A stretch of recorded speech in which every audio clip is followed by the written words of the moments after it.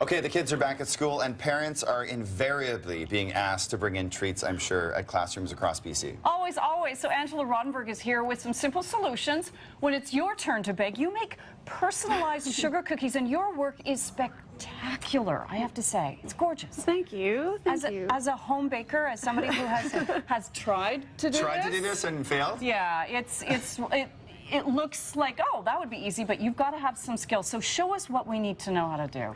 So, well, after you have your actual cookies baked. Right. And this is just a basic sugar cookie, right? Yes, it is a basic sugar cookie. Our sugar cookies use real butter and vanilla bean to kind of spice up the recipe a little bit. Yummy. But, yeah, so you basically make your cookies in whatever shape you'd like. Okay. The main difference between any other cookie and sugar cookies is that we use royal icing on top, so that's what gives it a really nice hard finish. Royal icing dries. Right. It's not going to, yeah, you can stack them afterwards. Exactly, exactly. Okay. So, and there's two different consistencies that we use to decorate our sugar cookies. So one is fairly thick and one is thin. So when you are doing the detailing and the outlining that's already done with this one, you want to use a thicker icing, and then the flooding, which is where we get the nice flat surface, that's the thinner icing. So it's important to do the outline though, so that the icing doesn't fall off the edge of the cookie. Right, exactly. So after you've done the edging around this way, you take a thinner icing. Okay. And you basically just kind of put it in the middle here, and you kind of get it all over the place. And you call that flooding. So this is called flooding, yeah, and it's called flooding exactly because you flood. Because you flood it. You flood it. Okay. So you kind of want to get it in all those little nooks and crannies and things like that. And then after you've kind of got it everywhere, you take a little toothpick, and the toothpick is kind of important. So you actually, there's little bubbles that you want to pop, because otherwise, if you don't, then you're going to have these little craters and things like that don't really look very nice after it dries. Okay. Now you have to let each step dry.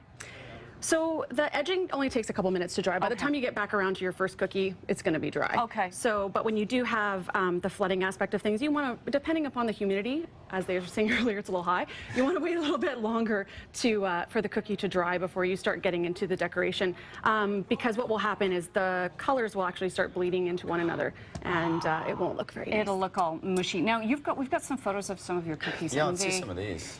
They're really beautiful, and look at how detailed that is. So how long does it take to make a batch of those, to decorate them start to finish? Well, those were actually a batch of 400, so those took a couple days to make. So, but each cookie, depending upon, it takes about 4 or 5 minutes to do each cookie. Nice. Okay, so tell us a little bit about your business and how people can get these. They don't have to make them at home if they don't want to. Look at that, it's a makeup theme. That is gorgeous. Oh, very cool. Yeah, they're really cute. So, how does it work? Yeah, well, we have an online store at sugarvancouver.com. and people can buy them online. We do lots of custom orders, and we have lots of already created little gift boxes and things like that. Oh, so like those? I'm gonna keep flooding. Yeah, you talk. I'm gonna flood. Oh, this is the flooding one. Yeah, right? you got to use the thinner one. Okay. So people go online and they can see what they want to get, or can they? Okay. What if they want something very specific that they don't see on your website? Well, and if you don't see what we like on our website, we can always create it. So we have 600 cookie cutters in stock, but we also make them on a daily basis for 600 cookie cutters. Yeah. Okay, so, am I edging this? What am I doing? Oh yeah, go for it. This is an edging? Yeah, so you want to go really really close to the edge and sort of make a nice straight line. Nothing like that at all. But so I knew I wouldn't be good at this, but you know what? I'm gonna give it a shot. So if you're as bad at doing cookie decorating as Scott is, maybe you want to call her. Yeah. Angela can actually do this for you. And get her to do it for you. Thank you so much. You've really given us some inspiration. I know all of us home cooks are going to be trying to emulate this. I appreciate it. Really appreciate it, Angela. Thank you very much. Thank you. Thanks for coming in.